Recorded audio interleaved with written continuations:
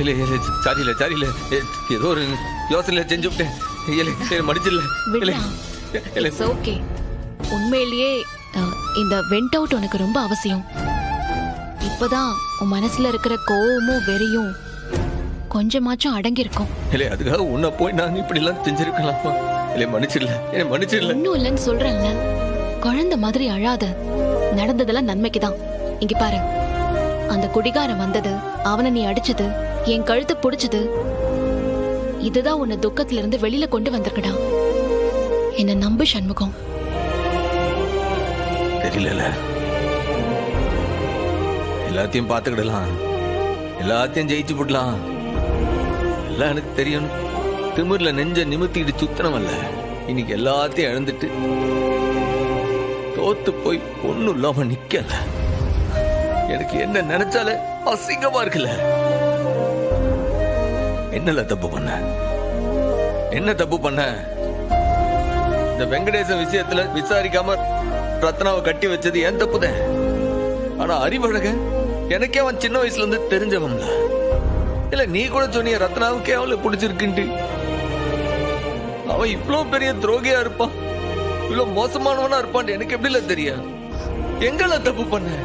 எதை நான் விசாரிக்காம விட்டேன்? இந்த ஜீவபால நான் வளர்த்தவன்ல. அவன் என் காலை சுத்தியே அத்தாண்டு வருவான். நம்ம வீட்டுல வளர்ந்தவன். நம்பி தானே தங்கச்சிகளோட எல்லாம் பழகினவன். மாட்டேன்னு சொல்லி கடைசியில கழுத்தை அறுத்துட்டாம்ல. என் தங்கச்சிங்க தான் என் உலகம், என் தங்கச்சிங்க தான் என் வாழ்க்கைன்னு நினைச்சிட்டு இருந்தேன். அவளுக்கு வாழ்க்கை நல்லா இருக்கணும்ட்டு தானே இது எல்லாத்தையும் செஞ்சேன். நல்லதுன்னு நினைச்சுதானே செஞ்சேன். இன்னைக்கு 2 தங்கச்சியிலும் வாழ்க்கைய போய் நிக்குது அழுவுல. நான் அண்ணனா இருக்கிறதுக்கு தகுதி இல்லாதவள. ஏய், இங்க பாருடா, இங்க பாரு. என்ன பாருன்னு சொன்ன. இப்பதான் நீ கிளியரா யோசிக்க ஆரம்பிச்சிருக்க. நடந்த சம்பவத்தோட ஷாக் உன்னை அப்படியே ஸ்தம்பிக்க வச்சிருச்சு. இப்பதான் உன் மனசுல இருந்த அடைப்பெல்லாம் போயிருக்கு. அது புரியுதா உனக்கு? முதல்ல நீ டினைல் ஸ்டேஜ்ல இருந்த.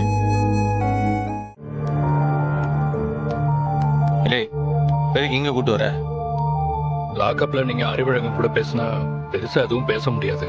இது விசாரணை நடக்கிற இங்க எந்த டிஸ்டர்பன்ஸும் இருக்காது. அதான் இங்க கூட்டிட்டு வந்தேன். அறிவு எங்க? வருவான், வெயிட் பண்ணுங்க.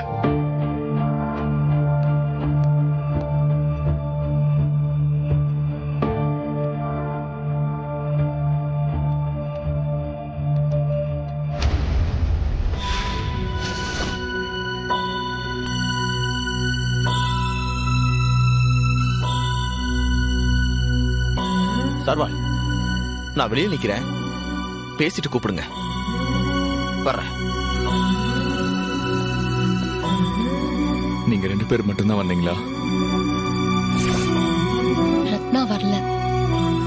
நாங்க அவகிட்ட சொல்லல. அறிவு, நீங்க போலீஸ விடுங்க. நாங்க உங்க ஃபேமிலி. அங்க ரத்னா தான் கழுத்துல விழுந்த தாலியோட ஈரம் கூட காயாம அழுதுட்டு இருக்கான். என்ன நடந்துச்சு அறிவு? தயவு செஞ்சு மறைக்காம எங்க கிட்ட உண்மையை சொல்லுங்க. மறைக்கிறதுக்கு எதுவுமே இல்லை சிஸ்டர். நடந்தது ஒரே ஒரு விஷயம்தான். அத போலீஸ் கிட்டே அப்படியே சொல்லிருக்கேன். சண்முகம், அப்ப நான் அலங்காரம் பண்ணி ரெடியா இருந்தேன்ல, அந்த ரூம்ல நீ வந்து ரெடி ஆயிட்டியான்னு கேட்டு போன. அப்பதான் எனக்கு அவகிட்ட இருந்து போன் வந்துச்சு.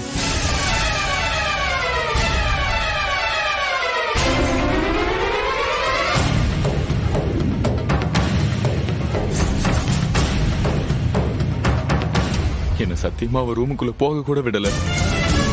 நடந்ததெல்லாம் சொல்லிட்டு ஒரு தடவை ஹக் பண்ணிட்டு போய் கதவை சாத்திட்டா சண்முகம்.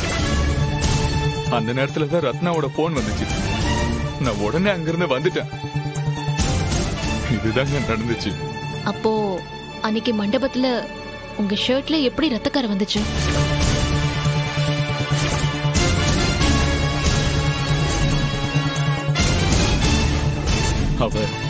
ஹக் பண்ணல அப்ப வந்திருக்கணும்.